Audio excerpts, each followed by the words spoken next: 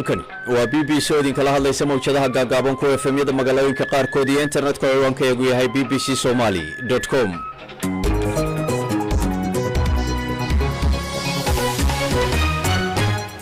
arooryo suuban idilkiin baa khayrtana dhegaysatay waa xad 7 August saacadda Afrikada Barina haatan waxay tilmaamaysaa 7 August. wararkan idaacaddan subaxnimo idinku haynana waxaa ka mid ah Israa'iil oo sheegtay inay sarkaal sare oo kale ka dileen ururka Islaamic Jihad ee Falastiiniyiinta. doorashada Kenya iyo doorka ay haweenku ku leeyihiin ka hortagga qalalaasaha.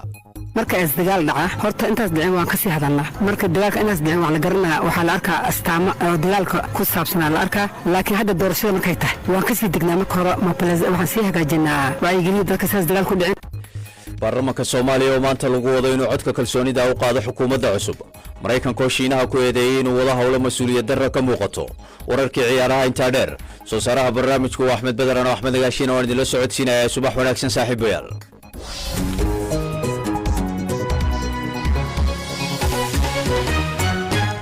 waa taariikhaystayaal qodobadaas oo faahfaahsanahay noo dambeeyana bal marka hore warkii dunida iyo Cabdiraxmaan Xaaji Cadow. Cabdiraxmaan mahadsanid nagaashe. saraakiisha Ruushka iyo Ukraine, Turkiga iyo qaramada midoobay ayaa u fasaxay 5 markab oo kale oo badar sida inay ka baxaan dekedaha Ukraine. waxaa la filayaa inay qaadaan 160,000 oo metrik tan oo haruura. wasiirka kaabayaasha dhaqaalaha Ukraine Alexander Kobarakov ayaa shirkadaha maraakiibta ku booriyay inay ku soo laabtaan dekedaha Ukraine. madaxa hay'adda qaramada midoobay u qaabilsan ilaalinta nuclearka ee IAEA ayaa sheegay inuu aad uga walaacsan yahay musiibada ka dhalan karta warshada korontada ee Zaporizhia ee dalka Ukraine. khudbad waxaa la jeediyay madaxweynaha Ukraine Volodymyr Zelensky wuxuu Ruushka ku eedeeyay inay argagixin u isticmaalayso warshada tamarta nuclearka. Israa'iil ayaa sheegtay inay dishay hogaamiyihii labaad ee ugu sarreeyay ururka Islaamic Jihad ee marinka Gaza. ugu yaraan 24 Falastiiniyiin oo ku jiraan 6 caruur ah ayaa lagu soo waramayaa in lagu dilay duqeymaha Israa'iil ka geysatay marinka Gaza kadib markii ay rabshado ka dhashay xubin sare oo Islaamic Jihad ka tirsan oo Israa'iil talaadadii dishay. Kuuba ayaa Mareykanka iyo dalal kale ka codsatay in laga caawiyo daminta dab ka kacay haamaha shidaalka ee magaalada xeebta ku taala ee Matanzas.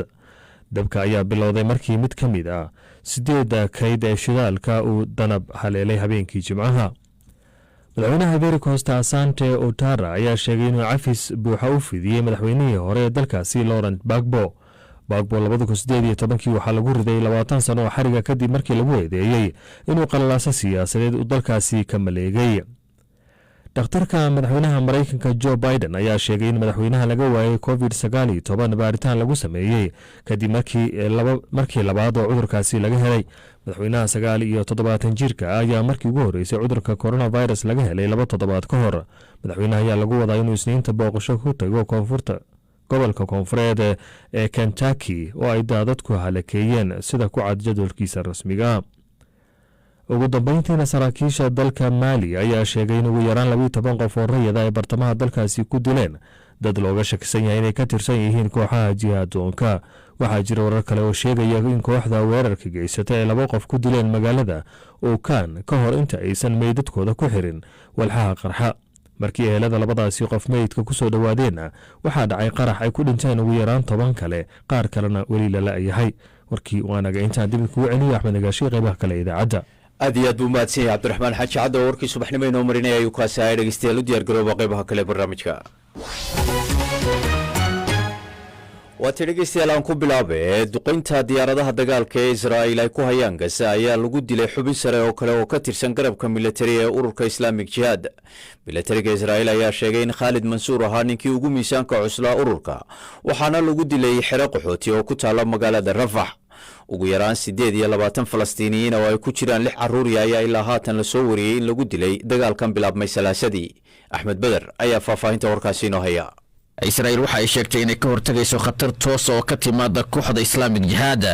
wasaaradda caafimaadka Falastiiniyiinta ayaa sheegtay in 15 Falastiiniyiin lagu dilay marinka Gaza, halkaas oo militariga Israa'iil ay ku bartilmaamaysanayaan xubno ka tirsan ururka Islaamic Jihad. ilaa 300 oo gantaalo iyo hoobiyaal isugu jira ayaa Falastiiniyiinta dhankooda ay ku garaaceen Israa'iil tan iyo Jimcihii sida ay sheegeen saraakiisha Israa'iil. militariga Israel ayaa ka digeen howlgalkani oo loogu magacdaray Breaking Dawn uu sii socon karo muddo toddobaadya. dhanka kale ilaa iyo 19 xubnood oo ka tirsan kooxda Islamic Jihad ayaa lagu xiray howlgallo ka dhacay daanta galbeed sida ay sheegtay Israel.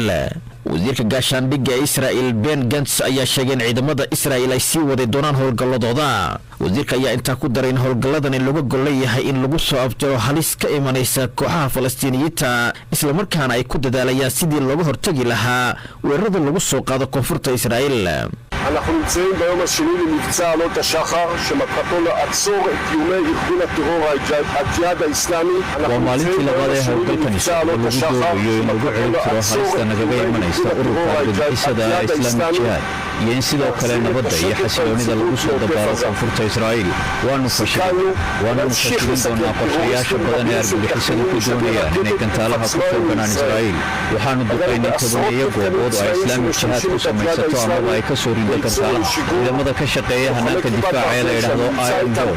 ee ka hortaga gantaalaha oo haatan joogo xaruntooda heegan bay ku jiraan weligoodna ka libiqsan maayaan ka hortaga gantaalaha la soo ridayo. dhanka kale gambaleelada bixiya digninada ayaa ilaa iyo shalay galinkii dambe laga maqlayay magaalooyinka Israel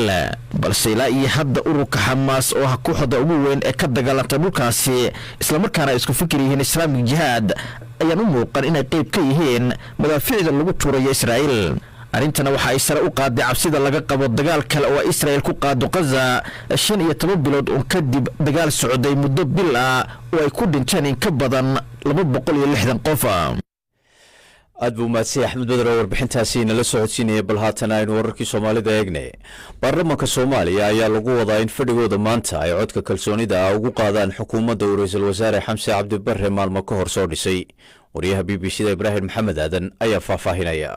maanta barqadii ayaa la filayaa in xildhibaanada golaha shacabka ee baarlamaanka federaalka ay codka kalsoonida ah u qaadaan xukuumadda cusub ee uu soo dhisay ra'iisul wasaare Xamse Cabdi Barre oo ka kooban dhowr iyo 70 wasiir. waxay isugu jiraan wasiiro, wasiir ku-xigeenno iyo wasiiro dowlayaal. sidoo kale ra'iisul wasaare Xamse Cabdi Barre golaha shacabka ee baarlamaanka federaalka wuxuu maanta horgeyn doonaa barnaamijka siyaasadeed ee xukuumaddiisa halkaasoo marka xildhibaanada loo qeybiyo uu weydiisan doono in codka kalsoonida la siiyo golaha wasiirada cusub ee xukuumadda federaalka ee Soomaaliya. tani waxay soo gabagabeynaysaa dhamaystirka xukuumadda oo tani markii madaxweynaha la doortay 15 bishii May uu ku hawlanaa sidii uu ra'iisul wasaare u soo magacaabi lahaa. markii uu ra'iisul wasaaraha soo magacaabay ee uu codka kalsoonida ka helay golaha shacabkana ay gudagaleen sidii ay u soo dhamaystiri lahaayeen xukuumadda inteeda kale, taasoo hadda la soo dhammaystiray maantana loo fadhiyo in codka kalsoonida ah loo qaado. haddii ay maanta ku guuleysato codka kalsoonida ah ee golaha shacabka ee baarlamaanka federaalka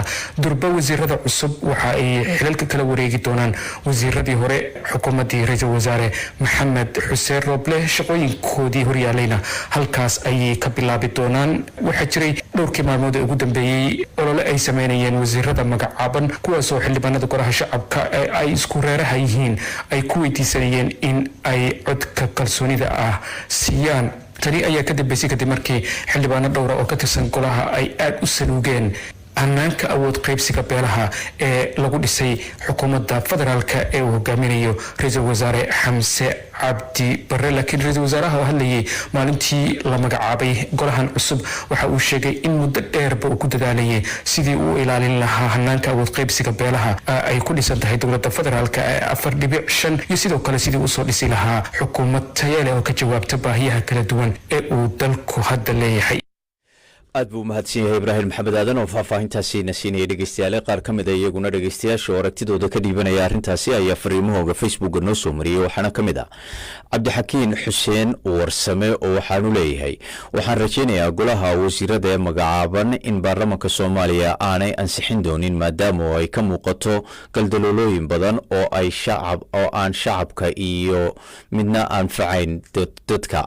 waxaanan ku boorinayaa buuri inay mas'uuliyadda ummadda ka run sheegaan shaqadoodana gutaan.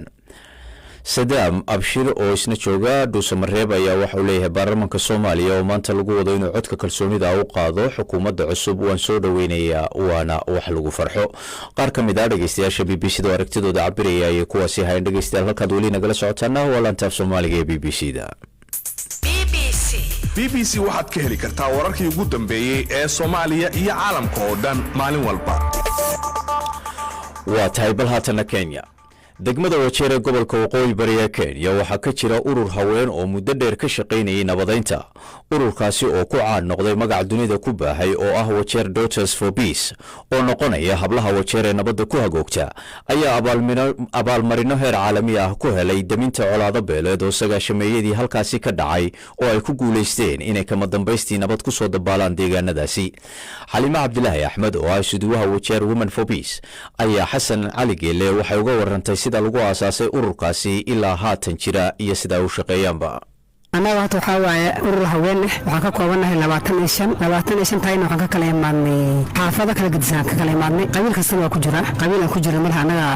ururkayna marka is dagaal dhaca horta intaas dhicin waan ka sii hadalnaa marka dagaalka inaas dhicin wax la garanaa waxa la arkaa astaamo oo dagaalka ku saabsan la arkaa laakiin hadda doorashada markay tahay waan ka sii degnaa marka hore waxaan sii hagaajinaa waayagelin aan sii hagaajinaa oo intaas soo dhawaadna aan sii hagaajinayna intaas oo markaasna la dhahay waayagelin dadka saas dagaal ku dhicin marka si ayaan dadku جيلينيني بالعانتنا وأهل شقينا شن إلا باتنكم أهل شقينا حوا نسيان سوي أنكو أجا نوحي السعودة حافظة أو كل واحد كسعودة حدا دب جرا حدا دب اسمه نافان حافظها ما ميالك جوا أيا كهل أو دك أمان كحد جوا ده قف كسوقلا ولا الكواي كي بحنا ولا الكواي عاد أنت بدن بدك لحمة رجع بدينهن لكن كسومالي نوانا قانا إيا قاب كرجو دقنا مركا رجع على دك حيس قاب كذا وراح جشان ما هذا كون بينك لنا واحد يسوي ماذا مله حدا أنا أنسى عندها وجير أكلا وجير مكان ده قف كستنتي في سنة مودي عن ضد إلكشن كان السوق عن قاعدة مجر كاجيل وحن سوق عن قاعدة مركز والله شيء هذا الحين مسكدافع ودتك محية عرقلينا مسكدافع على هاي من نور السوق عندنا الله والله شيء مركز وحصل سوق دافع مجر لكن ما حدا يدعم وحاجر أوديال ما كشعية وأنا كنا نهور مرة حدا ينميين وذلك كنا نهور مرة الفتح الله وذلك حلنا ولا في السنة دايلوج ولا في السنة ولا حلنا أرنتعيات لكن أنا وحن بكون فعلنا مودستان إنا وحزة كل دعين وحجرت بركة قاركود إن حقته الشان اللي داير هذا ضد ماشان سكويستو doorasho la isku maandhaafay xogtiida hadda hesheen sidee uu talaabo qaadaysan in meeshaas abaad aysan ka dhicin oo dhibaatada intaas ay dhaafin horta xaafadda waxaa jira chief wixii aragtay waa inaad chief ku sheegto chiefku markaad u sheegtay hadda xalin waaya ama anaga kuma dhicin ku ajili waxa waaya chief ay xaafadda qabtaa oo ninkaas waa laga dambeeyaa ninkaas laga dambeeyaa waa in loo sheego la dhasanaysan wax u dhacay hadda asaga xalin waaya asaga gacanta anaga u gelina asaga booliska geeyna ama si ku xalin lahayd asagala laakiin anaga waxa waaya taayna inaan chief ku sheego hadda bilcantay laakiin anaga xalinay markii la fiiriyo taariikhda gobolkan oo waqooyi bari Kenya Wajeer oo kale sagaashameeyay dhibaatooyin waxa jira qabaylada dhexmarayay ee dadku istaagay oo colaadiyada ahayd ka hortagay dumar bay u badnaayeen oo taariikhda qorayso marka kaalin intee dhan ay sidoo ku leeyihiin nabadeynta beelaha wada degan Wajeer taayada waxa waa horta anaga Wajeer markay 93 94 as dagaal ka jiray bilcaanta aabas xalis arinta ayada waxay ku xalisay markay arkeen inay magaalada tal dhexmari karin habeen ama 10 saac dal la gaaray la dhaha iskod ها كراعها وكجوريان يا أو دكانها تمكس على الحرة يعني أنا صار ما أنفعت بالعانت وأصبح دي وحيلف ديسنا وديش وش وحيدين تنضنا ومجرد ما حسمينا وحيلف ديسنا لين يردي وحيدين تنضنا ومجرد ما حسمينا وحيلف ديسيان علماء مركا أنت الأول في ديستين كبعد هي كل وده يسجل عند لا نسوي ماذا وحال له منها قف كستور هراس كيما هذه قف كستور هراس كيما هلا هوا يجري دم وجر وحد دمان هاي وحوا مشينا دمان هاي نمكينا دمان هاي نايا وحكسر عن الرجاء أقوم دوا مقالك جرا مركان aan iska joojin waxaan faa'iido ay leedahay maanta markayna sida ay markaan bilcanta ay u soo qaban qaabisay arintan oo hadda la Wajeer loo waqaan adduunyaha inay tahay inay amaanka maanta ayada ay xaliyeen waxa tii wacyi gelin qaabkad waxay yeelanaysaa marraadaashad ka hadashaan ma meelaha faqaraha la isugu soo baxo siyaasadda ka hadashaan xageed ka hadashaan reedow waa ka hadalna reedowga markaan ka hadlaynayna waxa isgaara magaalada Wajeer iyo waddanka isgaara culimadu ma u dhigmaan masaajidaha ka sheegan dhahnaa taasan ku wacyi gelina marka wacyi gelintiino marka laga soo tago inaad raadiyaasha ka hadashaan culimo u dhiibtaan banaanada ka hadashaan ma dhacdaan inaad qabataan shirar salahan oo dadku ku wacyi gelinaysaan kula hadlaysaan dhalinyarada ma qabataan aad iyo aad aan qabanaa hadii aan lacag haysan hadda lacag haysan anaga hay'adayna hadda Wajeer Women for Peace markii lacag aan helna taayada aadan wacyi gelina marka kalena waa anaga hadda wax magaalada ku arna wixii magaalada ku arna waa ka hadalna reedi waan tagnaa ayadoo qayb noo dirsta jir waxa tii hadaan lacag hel lacag xageed aad ka helaysaan lacagta waa deeqana nasiya waxaana si UNDP waxaana si Red Cross waxaana si PACT marka saasan lacag helayna jirin haddii ay dhacdo inaadan hay-adaha sideeq ka helin idinka jeebkiina inaad isugu noqotaan suurtagal ma tahay ood wax raadisaan aad iyo aad waan raadinaa kuajida waxaa waaye markaa dagaalka dhaca oo kale annagaa isku noqonna magaaladan galnaa magaaladan lacag ka gurnaa markay displace dad oo soo qaxay oo kale ay imaadaan magaaladan galaynaa lacagan ka guraynaa markaan guraynaa weelashaan guraynaa markaan dadka ku caawinaynaa dadkan waa la hadlaynaa markaad la hadlaysa maxaad u sheegaysaan waxaan u sheegaynaa laga yaabo ruux oo inay ku furan yihiin ruux dhintay arka ama cunugiisa la dili ama ninkeena la dili oo dhibays oo wax ku furan yihiin waan la hadalnaa dhahnaa waxaan waa adduunka ay la qayr tahay marka waxaan rabnaa inaad sidaa hore kusoo noqoto marka laga soo tagay inaad tihiin haween u istaagay nabadda xirfadlayaal ka shaqeeya tusaalahaan waxaa tiri dadkaan la hadalna dad psychologiga kaleeta ama wax cilmi nafsiga bartay mid ku jira oo khibraddaas intay isticmaalo dadka maskaxdooda ku dejinayo marka alaabo ka dhacaan waxaan ku akhrisanay dadka aan baraynaa wax ka baran qaji anaga aan la soo train gareynaa anagana ayaan train gareynaa taasi waxay ahayd xaliimo cabdilaahi axmed oo u waramaysay xasan cali geele oo kula kulmay magaalada wajeer waa tahay wararkii kenyanu weli ku jirnaa ee dhegeystayaal doorashada guud ee ka dhacaysa dalkan kenya ayaa waxaa ka harsan 2 maalmood oo keliya waxaana jirta in dadka qaarkood qabaan cabsi ah in qalalaasa dhici karo walow aanu sidaa u sii weynaan doonin haddii bay idhaahdeen aan ciidamada nabadgelyada iyo hogaamiyayaasha bulshadu iska kaashanin ka hortaga wixii keeni kara in xiisadi dhalato sheekh cabdiwahaab isxaaq ibraahim oo ka mid ah guddiga culimada Soomaalida ee magaalada Mombasa ayaa halkaasi waxa kula kulmay oo waraysigana la yeeshay wariyaha BBC da Cabdifataax Ibraahim Cagayro oo weydiiyay bal hadda sida ay wax uga qabanayaan arrimahaasi bismillah alhamdulillah wassalatu wassalamu ala rasulillah alhamdulillah magaalada Mombasa Soomaali badan oo ku haysata ganacsi kala duwan way degan yihiin marka alxamdulillah runtii waxaa muuqanaysa horumar fiican oo dhan kastaba ah dhanka waxbarashada dhanka magaranaysa ganacsiga dhanka maraakista diiniga ah dhanka isku xirnaanta iyo bulsho ahaanba runtii alxamdulillah aad bay u fiican tahay iyo dhanka ammaanka dabcan waliba waqtigan waxa weeye san ka warqabno doorashadii guud oo 2022 bisha August 2 cisha nooga dhiman insha Allah cabsi weyn ma jirto sida muuqanaysa maartay guud ahaanba Kenya goon ahaanna koostiga annaga aan joogno dhinacan saaxilka aad bay u degan tahay waana meelaha haddii la qadar Allah wax dhacaan ay dadku runtii ay maciin bidaan inay ku badbaadaan sidii dhacday 2007kii dhanka ammaanka isbedelka jira ma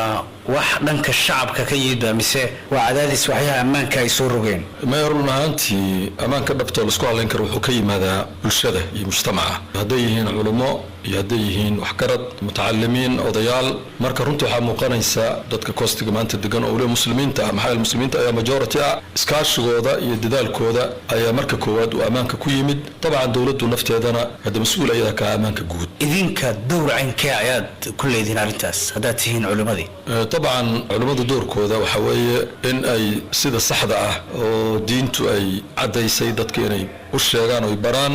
sida ay maslaxada guud ay ku jirto in ay iskaashadaan dadka aan sheegayo dhanba culimo iyo waxgarad iyo odayaal iyo magaranaysa mutacalimiin iyo kulli in iskaashado sidii magaranaysa dadka horumarkooda iyo maslaxadooda ay u gaari lahaayeen midda la fahanteeda ma mid idinkeedin ka timid ba mise dawladda ayaa gacan ka helayseen oo raayahaana idinku biiraysa inaad hawshaas gashaan ما طبعا تاول waxaa nafaraysa diinteena nafaraysa aqliga toosan oo saliimka ayaa nafaraya meesha waan ku noolnahay muslim iyo gaalo iyo dad kale oo kala diidiima ayaa ku nool marka waxa amnigu qof kastaba danba ugu jirta qofka naftiisa uu amni u helo ahalkiisa uu amni u helo xoolihiisa sumcadiisa diintiisa inuu amni u helo waxa weeye waa maslaxad guud marka iimaanka aan rumaysanahay amniga ahmiyadda uu leeyahay bay ka timid taana waxa uu daliilay ambiyadii markii Allah subhanahu wa ta'ala baryayaan nabi ibraahim alayhi salaam rabbi ja'al هذا بلدا آمنا وارزق أهله من الثمرات وحكم الله بأمنه ما كمركو الدعيني سورة البقرة وحول رب اجعل هذا بلدا آمنا إله بلد كما حتى بلد آمنة هنا ما ركت في الرزق هذا أهلك مكة قود ونكسنا ما ركت مرك قود كي طعام كي وحول لجوهر مريء أمنك بالجوهر مريء تامك وحكت تسا أمنك أهمية أولية شعب الوهاب وحاجرتي إن مقالة أي جوج جرين ضد لجو إيدين جري إن أي فكر كحق جرن ماذا فافيان كواسنا يكون حرنا يندم يركله ودروسته ده رجيسين جرت jirtay marka dhalinyaradaas ma fikirkiibay ka tanaasuleen mise qaab kale ayaa loola tacaamulay waxaa horta hore faafay oo fiday cilmigii saxiixa ahaa iyo manhajkii saxda ahaa bay runtii weliba culummadu haddii jaamacaad ay dhigaan iyo haddii ay macaahid iyo madaaris dhigaan iyo haddii majaalista iyo masaajidda khudabkooda jumcada iyo waxaa aad runtii culays loo saaray dadka fikriga xagjirka ah in la saxo taa marka waxay keentay cilmigu markuu faafay maktabaad badan baa magaalada laga furay ama Kenya oo dhan baa laga furay marka dhalinyaradii in ay fahmaan wadadii xaq ahayd inay fahmaan asaaska koowaad taas weeye iyo iskaashiga guud oo dadka waxgaradka oo dhan bay iskaashadeen oo si tartiiba oo degan oo caqli celin ah ma garanaysaa fikradda loo cilaajiyay dabcan fikraddu waa iska jirtaa laakiin heerkii hore hadda ma gaarsiisana amni darrada waxyaabaha loo aanay waxa kamid ah la leeyahay shaqo la'aanta marka dawladda ma kala hadasheen sidii dhalinyarada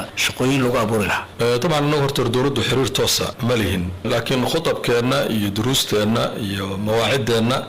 waxyaalaha fikriga lagu tirtiri karo xilka iyo mas'uuliyadda dawladda saaran tahay dadka inay shaqo ay ku noolaadaan in ay helaan qofku haddii nolosha ku adkaato waa la leexsan karaa waxyaalo qalad lagu shubi karaa fikradana waxa weeye runtii asbaabta u faafto waxa kamid ah shaqo la'aanta marka arrinta annagu xagga maaragtay idaacadaha iyo xagga ma garanaysaa maaragtay khudabka jumcada iyo xagga duruusteena ayaan ku baahinaa oo dawladda ka gaarsiinaa sheekh cabdiwaxaab isxaaq ibraahim oo warramay cabdifataax ibraahim xagayre ayuu kaasi halkaad weli nagala socotaana waa BBC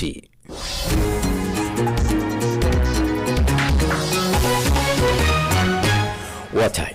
tan iyo markii ay Taiwan sheegtay in Shiinuhu u diyaar garoobayo weerar ku qaado jasiiradaasi ayaa Mareykanku waxa uu ku eedeeyay Shiinaha inuu wado daandaansi qeyr mas'uulnimo ay ka muuqato aqalka cad ayaa sheegay in Beijing isku dayayso inay wax ka bedesho xaaladdu sida haatan ay tahay waa xaaladda jasiiradda Taiwan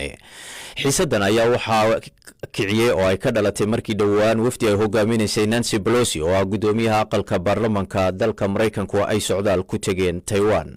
Cabdiraxmaan Xaaji Cadow ayaa faahfaahinta inoo haya wasaaradda difaaca ee Taiwan ayaa sheegtay in maraakiibta iyo diyaaradaha Shiinuhu ay howlgallo ka fuliyeen marin biyoodka Taiwan Sabtidii iyadoo qaarkood ay ka gudbeen khadka dhexe ee labada dhinac u dhexeeya diyaaradaha dagaalka ee Taiwan ayaa dhowr jeer u digay kuwa Shiinaha ee ka soo tallaabay hawada Taiwan ciidamada Taiwan ayaa sheegay in dowladtuskaasi uu ahaa mid u dhigma weerar lagu soo qaaday jasiiradda Beijing kama aysan hadlin dowladtusyadii ugu dambeeyay balse waxaa la filayaa inay sii wadaan dowladtuska militari ee hawada iyo badda ee Taiwan ilaa maanta oo axada xukuumadda Washington ayaa ku eedeysay Shiinaha inay sii kordhinayso xiisadda u dhaxaysa labada dhinac afayeen u hadlay aqalka cad ayaa daandaansi iyo mas'uuliyad darro ku tilmaamay dowladtuska militari ee Shiinaha xiisadani imika ugu dambeysay ayaa ka dhalatay booqashadii ay gudoomiyaha aqalka wakiilada Mareykanka Nancy Pelosi ku tagtay jasiiradda Taiwan Shiinaha ayaa sheegay in booqashada Miss Pelosi ay si dhab ahaan khatar gelinaysay nabadda iyo xasiloonida marin biyoodka Taiwan Shiinuhu waxa uu Taiwan u arkaa gobol ka mid ah dhulweynaha Shiinaha balse Taiwan waa jasiirad iskeed isku maamusho isla markaana isu aragtay inaysan qayb ka ahayn dhulweynaha Shiinaha jasiiraddu waxa ay leedahay dastuur u gaar ah hogaamiyayaal si dimuqraadiyadda loo soo doorto iyo ilaa 300 oo kun oo ciidamo ah dalal yar ayaa jasiiradda Taiwan u aqoonsan dal madax bannaan kuwaasoo la macaamila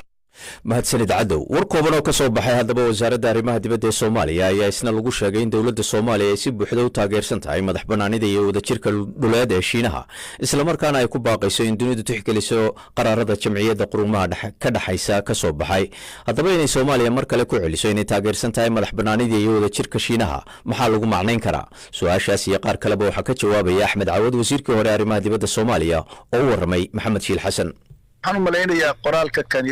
waxyaabo badan oo faa'iidooyin badan buu yeelan karaa faa'iidooyinku yeelan kara waxaa ka mid ah inuu Soomaaliya ay muujiso inay sharciga adduunka qaramada midoobay iyo ururada aynu ka mid nahay oo dhan sida Afrikaanka Carabta UN-ta saan sheegay Mareykanka naftoodu ay qabaan oo ah in la qiro madax bannaanida iyo qarannimada dal iyo wadajirka dhulkiisa taas waa qodob koowaad qodobka labaad waxaa laga yaabaa Soomaaliya Chinese-ku ka codsadeen oo iyadana dal saaxiib oo codsigiisa aad fulisay adoon xadgudub kala samaynayn oo qolo kale saaxiibatihiin ku xadgudbayn labada aan sheegay ka sokow in ay taageero ku hesho Soomaaliya iyaduna ama ay ku ilaashato midnimada Soomaaliya nafteeda dalalka qaarkood ay mararka qaarkood ay su'aal geliyaan مثلا تايوان iyo Somaliland inkastoo Taiwan dal la aqoonsan yahay aysan ahayn haddana waa iyagaas maaragtay hadda waxaa socda olole qolyo maraykanka jooga maaragtay kongareeska maraykanka aqalka hoose iyo aqalka sare aqalka hoose oo ka gudbay oo iyaguna maaragtay qorshahaas ama sharci ku saabsan maraykanku inay si gaara ula dhaqmaan somaliland marka faa'iidooyinka dadban oo ka dhalan kara inkastoo laga yaabo hadda tixgelinta qoraalkan rausan ka dhalan oo ka dhashay xaaladda taagan oo shiinaha oo codsaday iyo inagoo qirayna mabda'aas dalalku inay midnimadooda iyo madax banaanidooda la ilaaliyo laakiin waxaa ka dhalan karta faa'iida wareeganta soomaalida nafta marka arrintan ma loo arki karaa arrin la xiriirta somaliland iyo taiwan xiriirka u dhexeeya maya ma xiriirto waxay khuseen kartaa sidaan kuu sheegay waa mowqif dowladuhu ay qaataan marka dowlad saaxiib ay yihiin ay ka codsato inay taageeraan midnimada iyo wadajirka dalkooda iyo dadkooda iyo qarannimadooda marka waxaan filayaa inay chinesku weydiisteen soomaaliya taageeradaas ay muujiyaan mowqifkaana waa mowqif mabdiya waa mowqif afrika oo dhami qabto waa mowqif adduunka badankiisu qabo waa mowqif maraykanka xataa naftooda ay qabaan waxaan la yidhaahdo qarannimada china inay maaragtay daboosho ama ay khusayso taiwan iyo china oo dhan oo la yidhaahdo siyaasadda la yidhaahdo china midah iyo laba daloo maaragtay laba maamul waxa weeye maraykanku xataa wuu qabaa laakiin maraykanka qaar ka midihi kuma ay faraxsanayn booqashada ay ku samaysay gudoomiyaha aqalka hoose maraykanku ay taiwan ku aaday marka maraykanka naftiisa ayaa aqoonsan china mid ah marka soomaaliya intaasun bay confirm garaysa dhanka kale marka la fiiriyo caal laga filan karaa oo maraykanku ay uga dan leeyihiin in ay xoojiyaan taiwan oo markaa jiinihiina ay dhinac kale isaga riixaan maraykanku weligood siyaasadooda ah inay taageeraan taiwan oo ah dal ay xiriir dheer la lahaayeen oo ah dal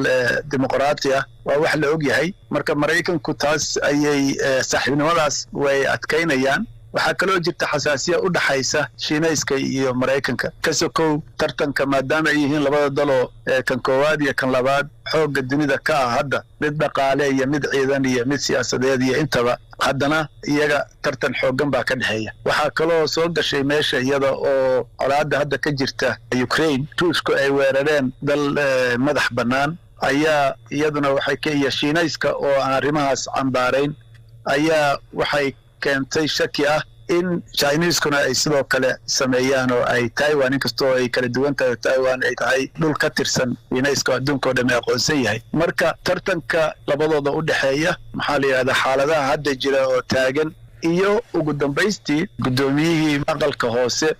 oo tagtay taiwan iyadoo aan lagala tashan dalka shiinaha oo gobolkaas uu yahay gobol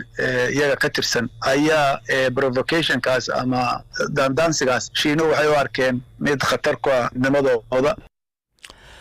axmed cawad oo falanqaynaya arrimahaasi xiisada ka taagan shiinaha iyo taiwan ayuu kaasi u waramayey wariyaha b b c da maxamed shiil xasan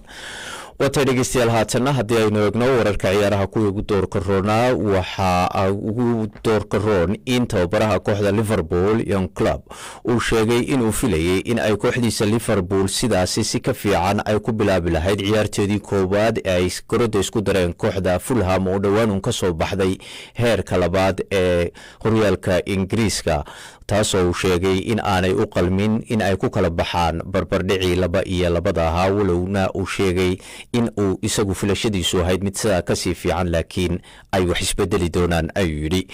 dhanka kale kooxda manchester united ayaa iyaduna waxaa la sheegayaa in ay danaynayso in ay la soo wareegto ciyaartooygii hore ugu ciyaari jiray kooxda man city ee la yidhaahdo Leroy Sane oo haatan u safta kooxda Bayern Munich ee dalka Jarmalka oo ay doonayso inuu dhankeeda u soo wareego maantana waxaa wada ciyaari doonaa kooxaha Manchester United iyo Brighton Man City iyo West Hamna way kulmi doonaan intaas ayaanu kusoo gabagabaynaynaa idaacaddii subaxnimo waxaynoo ballanaa 2 duhurnimo inta ka horeysa waa dhammaantiin idin leh sidaas iyo nabadgelyo